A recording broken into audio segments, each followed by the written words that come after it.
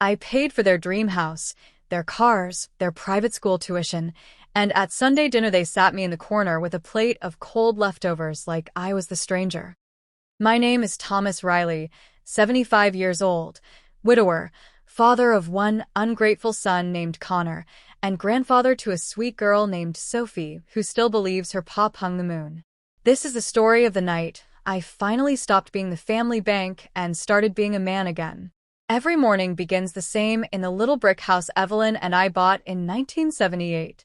The coffee pot gurgles like it's clearing its throat, the floorboards creak in the exact same spots, and the light crawls across the kitchen table the way it has for 47 years. I move slower now, but the ritual keeps me upright. After Evelyn passed 5 years ago, those small routines were all I had left, until they weren't. Connor was always the golden child. Smart, charming, ambitious. When he married Brooke, I was proud. When they needed a down payment for the big colonial on Maple Ridge, I signed the check without hesitation. "We'll pay you back, Dad," he promised. I smiled and told him fathers don't keep score. That was my first mistake. Over the years, the favors grew. Orthodontist bills for Sophie, the new SUV when Brooke totaled the old one, the kitchen remodel, the pool, the temporary credit card, just until the bonus hits. I never said no. I told myself love looks like yes. Love, it turns out, also looks like blindness. Then came this Sunday I'll never forget.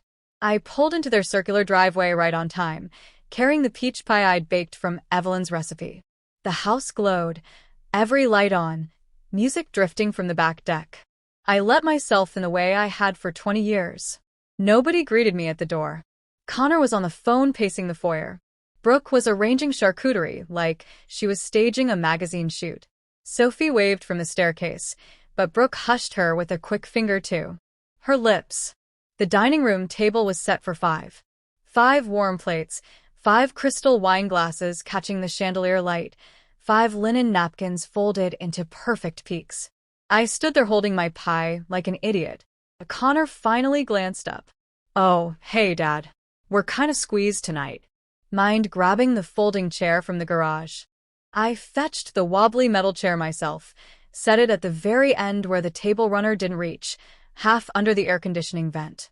When Brooke finally brought my plate, the steak was gray, the potatoes congealed, the salad wilted. Everyone else sliced into pink fillets that still sizzled. "Hope the seasoning's okay for your stomach," Brooke said, not looking at me.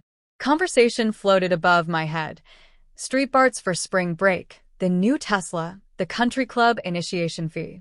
All of it paid for by the automatic drafts that left my account every month like clockwork. At one point Connor reached for the bottle of wine, topped off every glass but mine, then asked Brooke, loud enough for the neighbors to hear, "Did the landscape deposit clear from Pop's account yet?"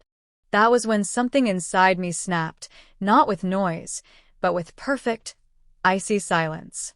Dessert was individual chocolate soufflés still steaming from the oven. Mine was half of one, scraped onto a bread plate because we weren't sure you'd want the sugar, Thomas. Sophie tried to slide me her untouched soufflé under the table. Brooke caught her wrist. I left before coffee. Connor didn't walk me out. I sat in my 10-year-old Buick for a long minute staring at the house I'd basically bought twice over.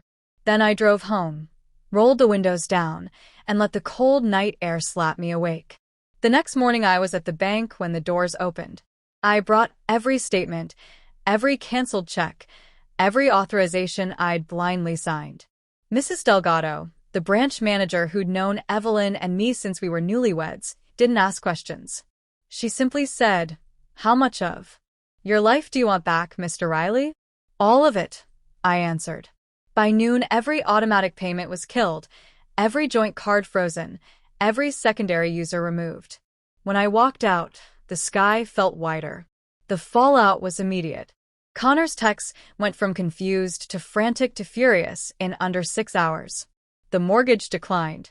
The club dues bounced. The Tesla payment failed. I let the phone buzz itself dead on the counter. 3 days later, he showed up at dusk, looking like he hadn't slept. No designer jacket, no practice smile, just a tired 38-year-old boy standing on my porch with his hands in his jeans. "Dad, may I come in?" We sat in the living room where he used to build blanket forts. He cried.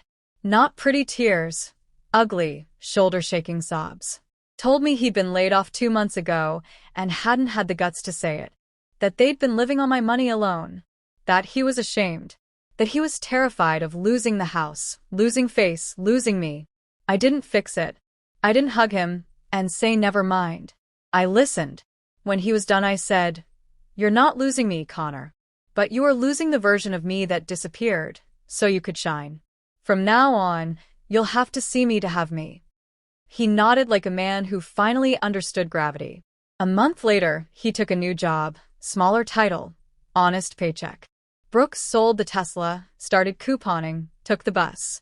Sophie still comes over every Saturday. She helps me bake peach pies from scratch and asks her pop to tell her about the stars.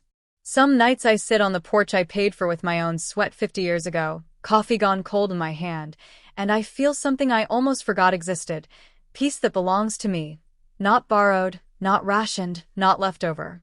I took my life back one cancel payment at a time. Turns out